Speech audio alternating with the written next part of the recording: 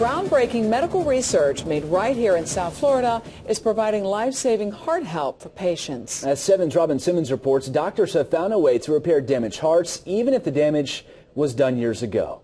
About 20 years ago, Peter Harrison suffered a heart attack at the age of 42. I had a fairly severe heart attack that caused quite a bit of damage to the heart. Since then, he's never felt quite the same.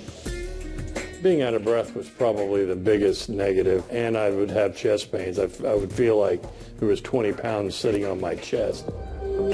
Now Peter is part of a groundbreaking study at the University of Miami. We have been exploring whether or not we can repair heart damage with bone marrow-derived stem cells for about 5 years now. Doctors wanted to find out if stem cells taken from a donor could help heart attack patients. And one of the big burning questions in the field is whether or not we can use cells from a donor rather than the patient themselves. Dr. Joshua Hare headed the study. We studied patients who had had heart attacks in the past that had left an area of scar tissue in their heart.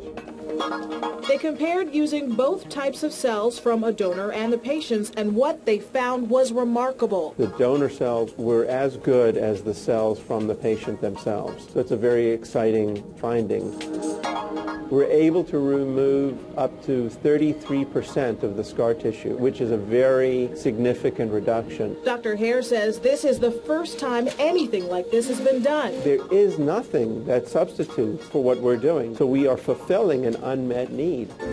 Peter says since receiving the donor stem cells, he feels better than he has in a long time. He can now take a walk without feeling winded. I think it's the best thing that's happened to me in many years, certainly to my health. Robin Simmons, 7 News.